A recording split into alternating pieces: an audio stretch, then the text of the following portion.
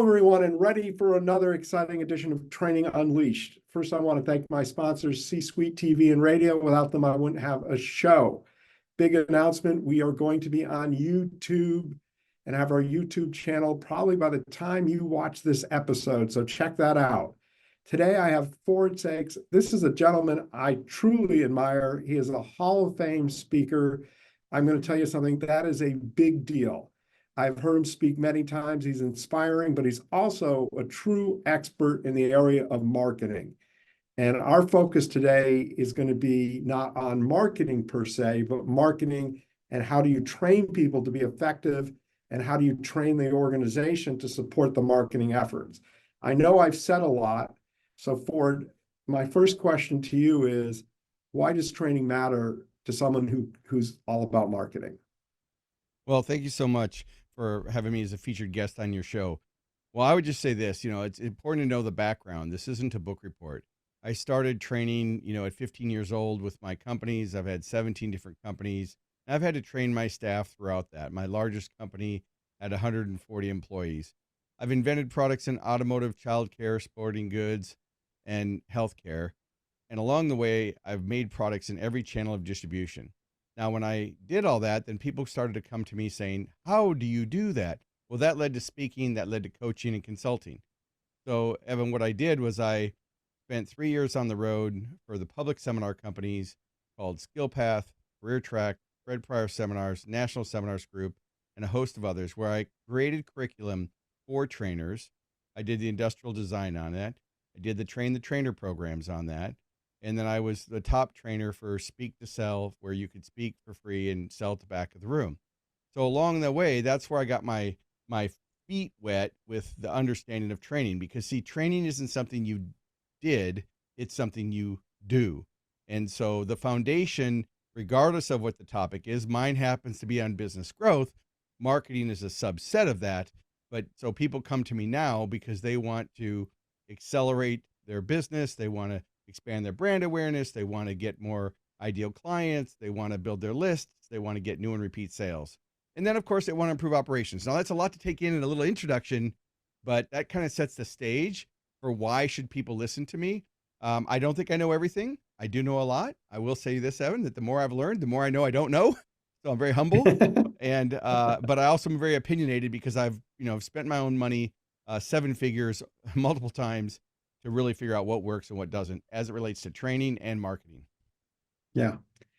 It's interesting when I think about marketing, I have a memory of an experience at a national franchise. I'll leave their name out to avoid embarrassment. And on the front door is, we don't accept coupons from blank blank. And I'm thinking, wow.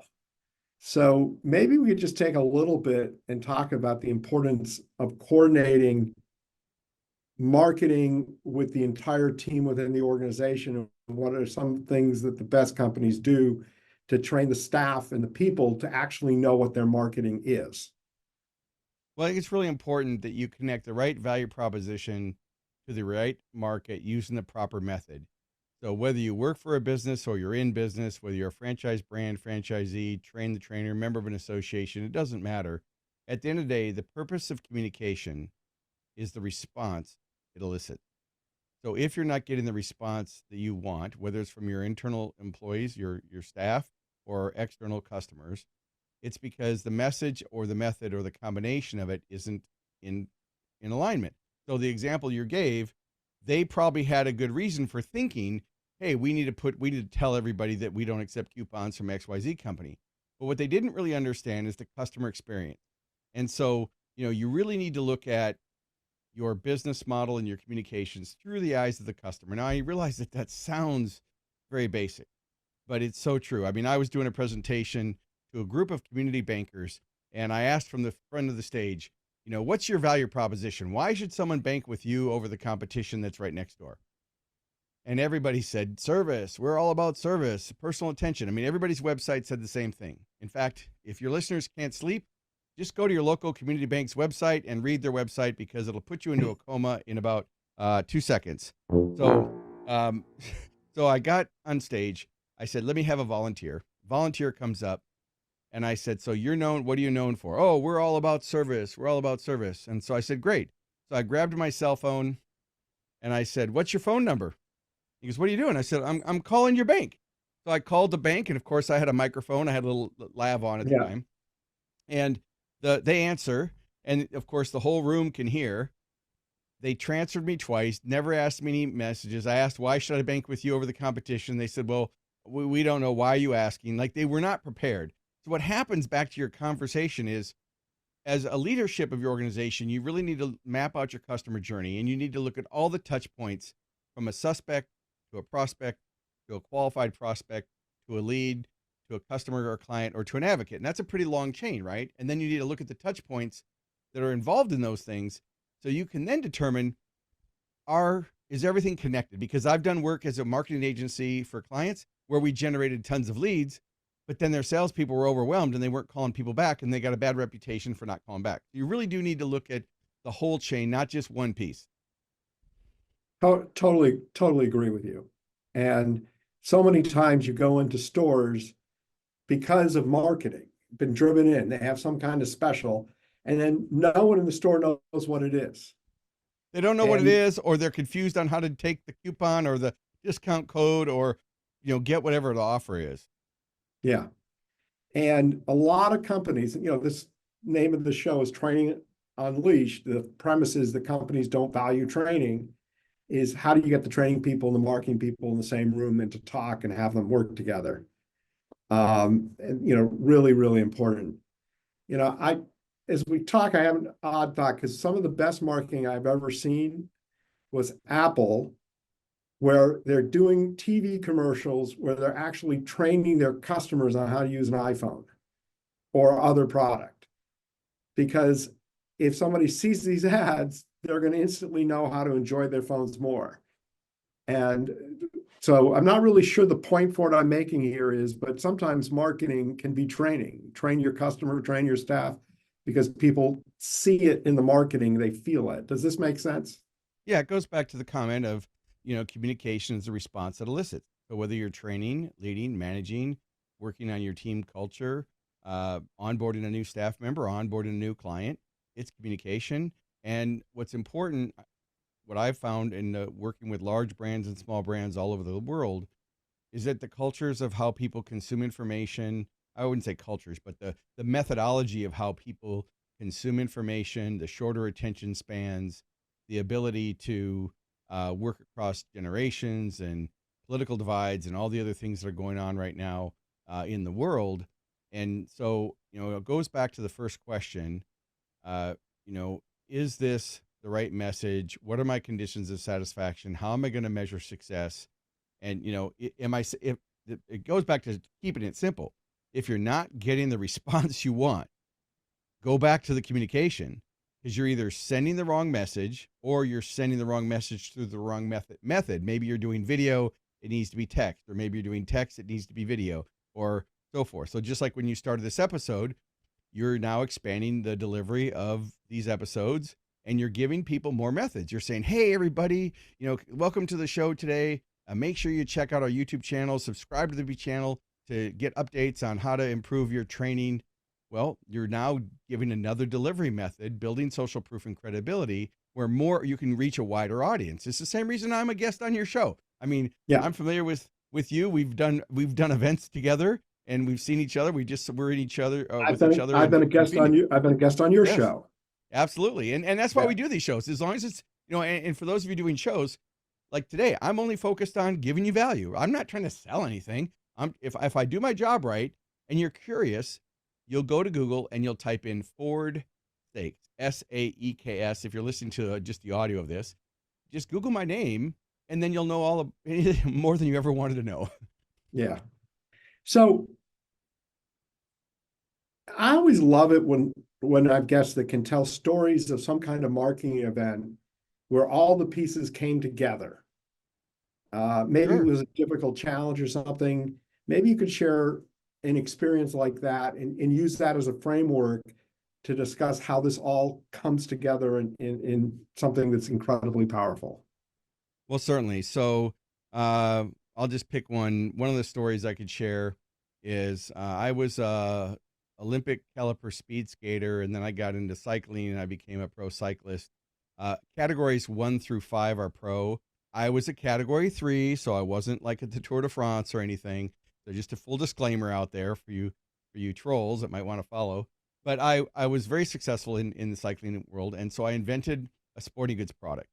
And because I was a racer, I thought that everybody who was a bike racer would want to buy one of these products because it's sandwiched between the floor and the ceiling to store bicycles in a limited space. So if you lived in an apartment or a dorm or a house or a garage and you wanted to store your bicycles. Now, I'm sure some of our listeners have probably seen and maybe even owned some of these products because I sold over $50 million of it before I sold the company. And that, Evan, was from a company who, when I went to marketing companies when I first started, said I would never sell anything because why would they spend $189 on an oak rack or $99 on an aluminum rack when they can go to Walmart for 99 cents and get a hook? And I thought, well, people don't buy just based on price. That's not the only factor of the reason people buy. Well, I took that product and for the first 6 months, I lost money. I tried to sell it to I went to bike races and I set up a booth and I, knocked on doors and I sold maybe 20 racks, which was not very successful. But then I connected the dots. I went to a trade show in Long Beach, California. On Friday, I handed out a couple thousand brochures. It was a sporting goods show called Interbike for bicycling. Handed out a bunch of brochures. The next day, no one came by the booth, Evan. It was cricket. And I was thinking, okay, I'm out of business. I'm just going to go hand out French fries or do something else. Well, then on Sunday, the show went to 3 o'clock. At noon, I told my friend, all right, let's pack up. There's no one in the booth. Let's go home. And I started packing up. And then a gentleman came by and he handed me a purchase order. He said, here, I'd like to get 20 racks. Now, I hadn't sold anything at the show. This was Sunday, third day of the show. He hands me the order. For the next 3 hours, I got hundreds of orders, over $200,000 worth of orders. And what I figured out from that first show, Friday, all the buyers, this was a trade industry show. So it wasn't a public show, It was trade industry. So on Friday, everybody came around and picked up brochures. On Saturday, they took their families to Disneyland, or, and in California. On Sunday, they stayed up late on Saturday. They'd come and they just dropped off the orders. So at noon, from noon to 3, we were packed. Now, had I left 10 minutes earlier, I wouldn't be standing in front of you today talking about entrepreneurship. So that was back in the mid 80s. And that launched my business and grew it up to multiple channels of distribution and products and patents and all that. So the real key here is, the lesson learned is, again, that's where I learned the message. What's your benefit message? Why should someone listen? So why should someone listen to this show? It's because you're going to get tips, strategies, and tactics, ideas, and insights. They're going to help you use your highest and best use of your time if you're involved in any format of training. So there's a value, right? There's a message. Number 2, ideal client or market. Well, who's the market for this show? Anybody who's responsible for any type of training or that wants to impact the group that they work with, whether it's a small team or a big team. Okay, great. What's the method? Well, in this case, we're doing a broadcast where we're talking and you're interviewing me on key insights that you feel are necessary based on your core market. If we start talking about gardening or F1 racing, okay, that's interesting, but that's not necessarily in alignment with why people would listen to the episode. So for those of you listening, whatever you're training, whether you're a corporate trainer, an inside, outside trainer, or you're a speaker, professional speaker, author, trainer, or consultant, remember, it's the impact of your training that's important. It's not about you and all the accolades that you've done. That's just social proof. Yeah, no doubt about it. But interesting about your story is it's much harder to sell something that people are unaware of, right? Because when people are, I go out, I look to buy a bike, I don't necessarily look to buy a hook. Now, it's interesting you say this because my wife's bike right now is on a hook. And we live in an apartment building and space is very tight. Now I'm going to go search for your device because. So yeah, I sold the company in 94, but the point is women can't bench press their bicycle to hang it from a hook from the ceiling. It's very difficult and unwieldy. That's the right word. So what we did is we created a stack system that literally they can just lift the bike up a few inches and hang it. Now, since that time, we sold through Walmart and Costco and Sam's Clubs and Williams Sonoma. We were in 50 different specialty catalogs. We were in Sharper Image and all the Sharper Image stores back when they were huge. We were in a lot of mass merchants. We sold through mass merchants. I had 4,000 dealers across the United States, bicycle dealers. I had furniture stores selling it.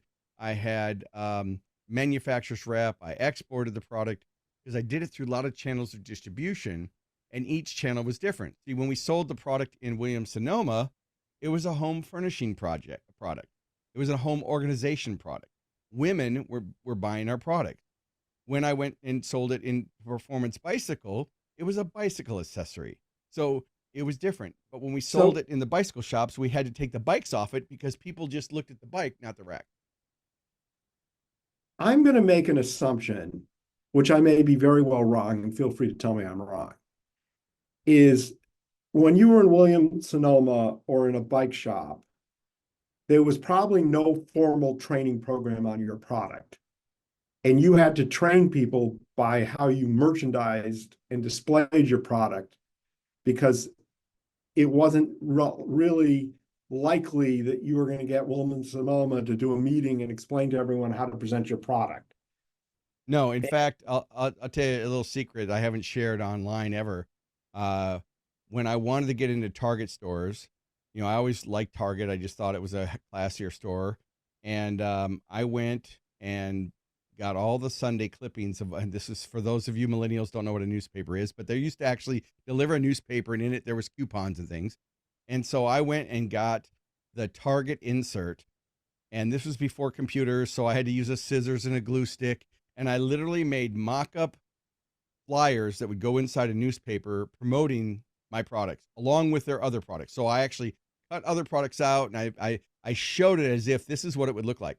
Then I went into Target stores and I wore a suit, and I went to the end cap and I took all the crap off their end cap, and I made my own display in Target. Because I was wearing a suit, all the employees thought that I must be from corporate, right?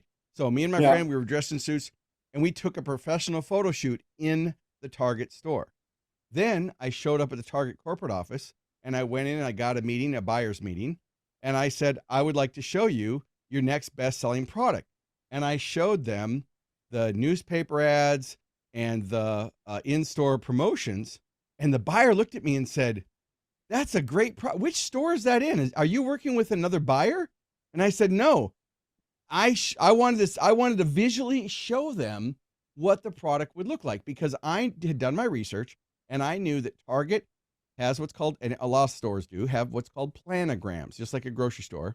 And they know every inch of that shelf has to generate a certain amount of revenue. That's why if you go to a grocery store, look at the shelf, every spot is sold or measured by that vendor, and that spot on that shelf has to generate a certain amount of revenue. So anyway, I learned how to sell through all those different mediums, but because I was a natural trainer, and really if you're good with sales, you're training. I mean, sales isn't about manipulation. It's about communication. It's about, meeting your buyer and showing your buyer that you understand their pain point. Well, that's the same with training. If you want to get buy-in to get someone to come along with your training, you have to meet them where they are and let them know that you understand the challenges that they're facing, and you have to future cast a picture of what the world would look like after the training, and then they'll come along. Because you can be the best expert in the world. I don't care what your expertise is. If you're not able to engage and inspire action, the training's worthless. Yeah. It's interesting because I've attended one of your webinars on AI and the future of AI and what can it do. And when you go to the webinar and it's a marketing guy, you're expecting, a flashy marketing presentation, and you're always flashy and you're an excellent marketer. But really what I really saw was a training program where you were training people on how to actually use AI in practical ways so they could understand it. Because that was the best way to communicate what was happening with AI and how it could impact your business, was by demonstration. Yeah, I believe in adding value and making a profit. So I do that webinar every single month. And if you go to profitrichresults.com/AI-training, so it's just my website, profitrichresults.com/ /AI-training. It's free. There's nothing to buy, everybody. So I'm not selling anything or anything. But if you go there, I update that webinar at least once a month because the platform or the AI industry and the tools are changing daily. And so a Oh, webinar yeah. on AI that was done a month ago is already outdated. And so I keep it fresh. I do a live one once a month, and then that becomes the replay in between the two. And so those listeners, if you're new and you want to learn AI for any role, doesn't matter whether you think you're a beginner or a rock star, I'd highly recommend it because it's a practical example of the training. Now, that training has gotten me keynotes. I did that training, and Dan Kerwin, the president of the Maids International, was on that free webinar. And I just got back from Orlando presenting to his whole franchise group as a general session on the impact of AI in their organization. So again, the training creates social proof and credibility. It also adds value because they get key insights and takeaways.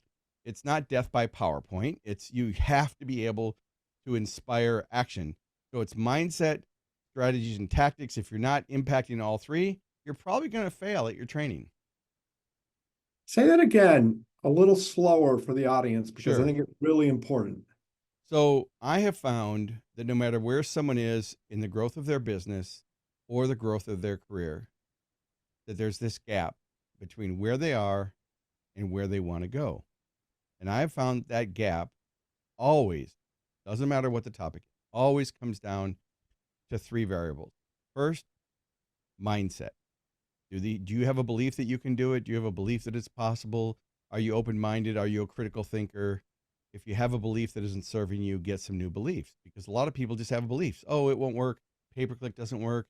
This doesn't work. Training doesn't work. There's a lot of organizations that say, oh, we've tried training and that doesn't work. Well, they're executing it incorrectly, or it would work. So first you have to have your mindset dialed in. So let's just say checkbox, everybody's got their mindset dialed in. Well, then it goes to strategies. Now, if you're part of a franchise organization, follow your systems. That's why you bought a franchise, and you and I both done extensive work in franchising, and that's why people get into franchising, because they don't want to reinvent the wheel. But there are some multi-unit owners, multi-brand owners, and some newer franchisees that sometimes think they can reinvent the system. And I'd say follow your system. Now, if you're not in franchising, it comes down to strategies. Well, the reason you're participating in and watching or listening to this episode is you want to improve your strategies and tactics. The strategies are the visions, are the outcomes, and the overall plans. And then it comes, the third thing is tactics. What do you do on a Wednesday at 9 a.m. or what do you do on a Saturday when you're trying to do it? So mindset comes first. If you don't have that dialed in, all the strategies and tactics in the world won't matter. So all the training in the world Yeah. won't happen if you don't cover that mindset piece. You know what, when I think about training, a lot of times I think people skip the whole mindset part. They They do. just assume that people are going to, oh, I got training, I got to take the training. But there are a lot of times where people, unless they are bought in and they believe that what they're selling or doing is important, they're not going to make a shift or change. And that's 100%. skipping training all the time, all the time.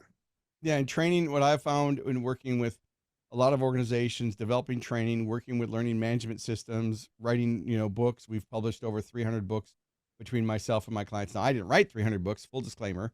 I've written 7 books, but there are different methods of consumption. I worked with a client who was a trainer, speaker, and they created a video course that they wanted to sell to CEOs. And it was like 9 modules on how a CEO could communicate with bigger impact, whether they were on a corporate board, public company, or or if they were doing their company address. And I told the speaker, I said, that's never going to sell. And they were very offended. They're like, I don't understand how you can tell me, you can't tell me this, that it won't sell. And I said, there's no CEO in the world that's going to go through 9 hours of training on how to communicate more effectively. Very rare. You're not going to do it. I said, but if you sell that training as the instant guide to improve your impact and whatever, you change the title and you do a quick start video for 45 minutes, and then you give them the other ones as modules, as bonuses. And so we rewrote the marketing copy, rewrote how it was produced. And he was very, very successful because they don't know what they don't know. But if a person, when anybody wants to do any type of training, there's things that they go through their head. Do I believe in you? Do I believe in the offer? Do I believe I'll do the work? So I did an event years ago called the Information Entrepreneur Intensive, Evan. It was $10,000 to come to this event for 4 days. I did it with my colleague, Randy Gage, and we got like 65 people to come to this event. We recorded the event, and then we sold the home study course. So the people who didn't want to spend 10 grand could spend $3,500, and they would get a complete audio along with all the workbooks and everything from the whole event. We thought it would be a great hit. Well, we sold the 65 people. They loved it. It was great. We offered a money back guarantee after the second day, and it was perfect training. We did a great job. Well, then we sold about 70 of the home study courses. Yeah. And we had about a 90% return rate. And Randy and I were like, I don't understand. Some of these, this was back in the days when you'd actually ship out CDs with a workbook. Like, I know some of you millennials, go Google it. It was this, thing you used to put into a player and play audio. Well, what we found is that when they got these 2 big boxes of notebooks and, 96 CDs or whatever it was for an hour CD for 90 hours, they were overwhelmed. So even though they believed in the offer, $3,500 to learn it, even though they wanted it and they believed in us, we were the experts, they weren't willing to consume the content, and therefore they sent it back. So it's a good lesson for anybody who's selling training or consulting or speaking or coaching. They can believe in you, and they can believe in the offer, and they can believe that they're willing to spend the money to get the result. But if you make the training or the table of contents so complicated that it puts a barrier to the implementation, then they won't buy the training, or they'll buy the training and they won't integrate it. And then you're not going to get reviews. You're not going to get follow-up questions, and you're not going to get talked about in your other organization. And in the corporate world, they won't do the training. Right. They'll make an excuse. Right. And I really love your idea of taking the same thing but re-merchandising it as, hey, there's a 45-minute or 30-minute or 20-minute, Yeah, it doesn't matter what the time is, but not make it like, oh my God, you're going to spend the next 5 hours of your life taking this training, because people just won't do it. Really an excellent point. Well, I'll just make it a real quick one before your next question. So I was a pro cyclist and Olympic caliber, cyclist and speed skater, and I'm about 80 pounds overweight right now. I mean, I carry it pretty well, but I'm way overweight for what I know healthy is. This is not healthy, right?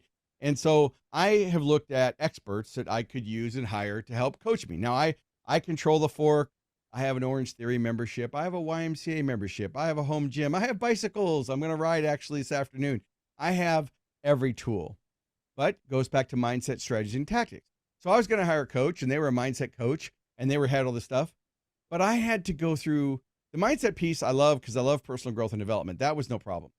But I had to track every calorie. I had to weigh myself here. I had to wear a glucose monitor, even though I don't have diabetes. I had to measure my foods out in calories. And you know what? It became so complicated, which I'm sure if I was disciplined and consistent to be able to follow it.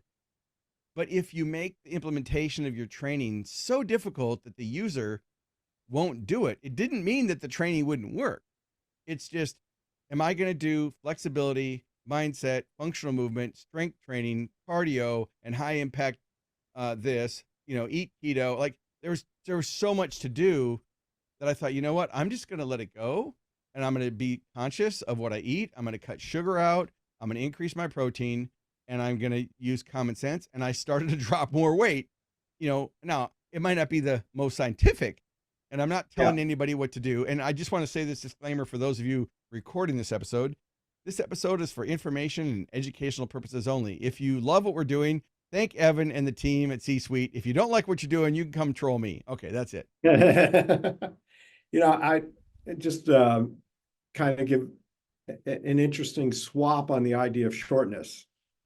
I had a client of ours that management said, all your training modules have to be 7 minutes or less. Now, 7 minutes or less is fine, The problem is that in order to get it to 7 minutes or less, they took out all the interaction.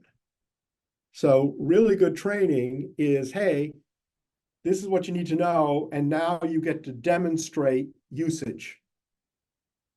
And the demonstrate usage part where they play a game or do something got cut for the sake of meeting a 7-minute goal. So whatever you do and produce has to be engaging, interactive, and compelling, no matter how short it is. Yes. And, I think that they're, like, I knew a trainer, I used to joke with him because he always wanted to make something shorter, right? So he'd go, I never met a 5-day program that if I worked really hard, I couldn't make it a 3-day program. And then I never met a 3-day program. I didn't work really hard. I couldn't take it a 2-day program. I never met a 2-day program. I didn't work really hard. I couldn't turn it into a day-and-a-half program, on and on and on. And I go to him, next thing you know, Ronnie, you're going to have a 30-minute program. Because Well, and I'm going to say, Evan, I totally disagree with that. So I have a different philosophy. It's never too long, only too boring. yeah, I totally agree. So sometimes you need training that's longer to give people time to engage in the training. It's like my consulting. If you go to my website, I sell consulting. You can have an hour of my time as a business accelerator session, which is a lower fee, and then it goes up to 15,000 for 90 days. You get unlimited access to me, and I help you accelerate your growth. Now, I'm not selling that. I'm just giving you the concept of that. Well, I don't sell it by so many hours. If the client says, well, how many hours do I get? Well, if you're asking the wrong question, the answer doesn't matter. Do you want to just spend hours on the phone with me, or do you want to get the result? So it's results-based coaching, not based on time necessarily. So first, it's a shift in mindset. Second, they need time to consume. In 1 hour, I can do, when I do a discovery session with a corporate brand, I do a digital marketing critique. We'll just use that. So I run a digital agency. I charge $3,500 for a complete review of their digital footprint, their SEO, their value propositions, their customer journey. It takes about 90 minutes, charge $3,500, and it's guaranteed at the end of that 90 minutes, if you don't feel like you've gotten all the value, you don't have to pay. And so they're pretty good value, especially when I can increase their sales 2 to 10%. And if they're a big company, just do the math. It's much more than the small amount I'm charging. Well, they need time to implement before they come back. So one of the first lessons I have them do is write a sales dictionary. So, what are all your value propositions? What are the top 50 questions that people ask about your products and services? And I have a lot of work for them to do. So by nature, the first call is going to be 60 to 90 minutes. The next call might be 15 minutes, then 20 minutes, because they're asking clarifying questions. It might take 3 weeks before they even get through that first part. So it's not about the length of training. It's is it effective and productive? It really depends on, is it a soft skill? Is it a hard skill? But overall, are you really leveraging the power of video? Are you making it multilingual? Are you able, and with AI tools now, you can make things multilingual. So, I look at what's going to make the biggest impact. Yeah. Well, you're really hitting on a very important point, which is people can only absorb so much in one session, right? It's one thing if you're debriefing and you're learning and you're asking them questions, they can answer questions for a long time. But generally speaking, when I do coaching with my clients, I'm going to work on 1 or 2 things a session, period. Maybe on a rare occasion, if it's a close cousin, I'll do a third, because I know that the minute I get past 3, they forgot 1, because 100%. they have absolutely no ability to keep it in their system. And Now, caveat though, Evan, if I'm doing video training, I might put a lot in and I might speak faster, but I always say, now this is a point, look at the time code in the video, mark this point down and come back and listen to this again. So it just depends on the methodology and the topic, but I agree 100% that the attention span, and there's been all kinds of studies that say anywhere from 3 to 7. That's why phone numbers are 7 digits. That's why 2-factor authentication are 6 or 7 digits, because that's about the most that the short-term memory can consume and actually put into action. But if you look at what we've talked about on this episode, we've talked about so many different things, but you don't have to remember everything. The important part is, are you using the highest and best use of your time? It's never too long, only too boring. Training isn't something you did, it's something you do. Look at your customer journey and map out the different ways that you're communicating. And if you're not getting the response you want, you need to go back and look at it. So I can summarize it pretty quick, but even that's a lot to take in. But you don't have to do everything. It's just like in sales training, when I do sales training, you don't have to be 100% better than your competition. 2%, 1% better than the competition stands out. In my last book, I advised the reader to read the book, go right through it, and then come back, because there are 45 exercises in the book, 45 things to do. And I go, come back once you get the concept. Yeah, but that's exactly, well, not that book. It's exactly what I have in my Accelerate book, guys. Read it from cover to cover, then go back to the table of contents and pick the part you want. Right, exactly, because you need to get the understanding of the concept, but then to do the activities is really incredibly important. So Ford, this has been great. And I'm sure people want to know more about your business and what kinds of clients you really like. Also, please talk about your speaking, because you're one of the greatest speakers. And if anyone's looking for a dynamic, powerful person that will deliver not only an emotion, but action from your audience, you're the man. And so tell everyone about your company and who should reach you, and make sure, of course, you give us your URL again. Certainly. So if you're watching, you've seen it on the screen the whole time. It's profitrichresults.com. Check me out online. You can go to Ford Saeks on LinkedIn and look me up. I'm very easy to find online because I'm a digital marketer, but I love to add value. I would encourage everybody to go to profitrichresults.com/AI-training. If you want to sign up for the live event, it's AI-now, but don't worry about remembering all these URLs. And if you have a question that goes deeper into anything that we've talked about today, you can just go to talk 15 with Ford. So the number 15 with Ford.com. You get on my schedule. It's an online program like Calendly or Acuity is what I use. And you can go to 15 with Ford. And people say, my colleagues say, well, are you going to give that out? We've got 5,000 listeners. Look, if 5,000 people are listening to it, not everybody takes action. There are a lot of passive people out there. I'm not worried about it.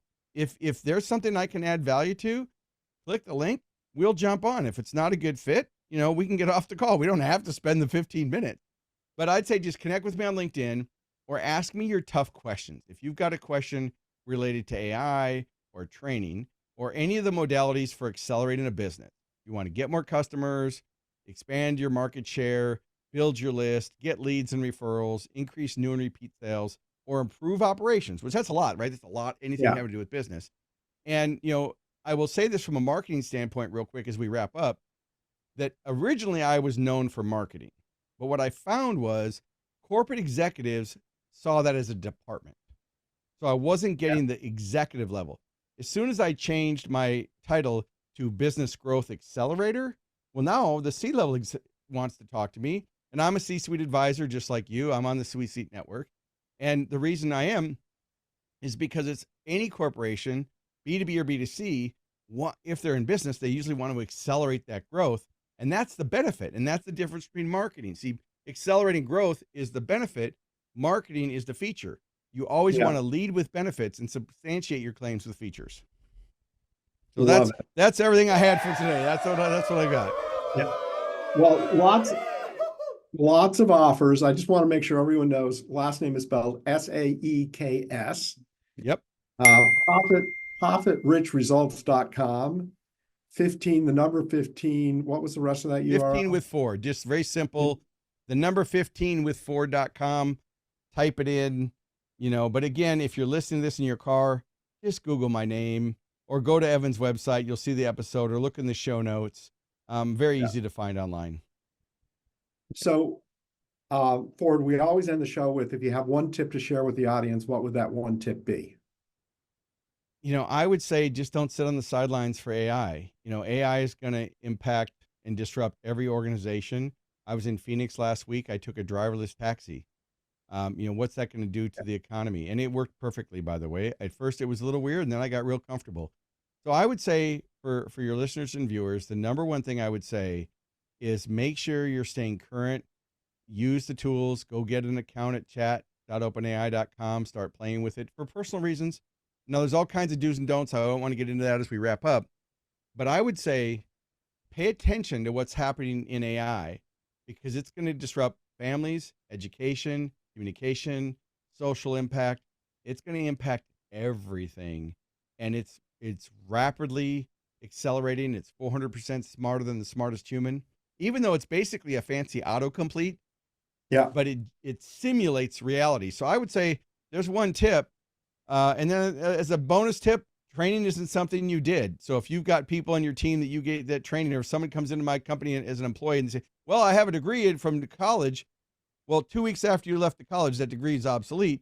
So what have you done lately? Right. So you have to continually learn and keep growing. Terrific tips. I'm a big believer in lifelong learner. I just want the audience to know that I have taken probably 7 or 8 courses on AI because it's that important to me. By far, the one that was the most practical that I didn't get just like an explanation, but I got useful tidbits and tools was yours. Thank you. So, Because I've been training my whole life. That's the difference between a subject expert and a trainer. yeah. And it's like, wow. In fact, I took the episode and I sent it to my kids and my wife and said, you've got to watch this webinar Oh, because, fantastic. and the truth is, if you don't stay ahead of technology, you're going to fall behind in the world. And It's not going to replace humans. It's going to replace humans not using it. So you got to at least know yeah, what's happening because it's going to impact you no matter what your role is. I don't care if you're a baker. It's going to impact everything. and it's fun. It saves me tons and tons of time, makes me look more professional. We could have probably had a whole episode on AI. Have me I back if you need a guest, you just let me know and I'll be happy to come back. Okay, that would be fantastic. I want to thank the audience. Without you, it obviously would not have a show. Please go to C-Suite TV if you want to watch this video, or go to our YouTube channel. And of course, thanks C-Suite Radio and C-Suite TV for your sponsorship. Ford, thank you, and everyone have a great day.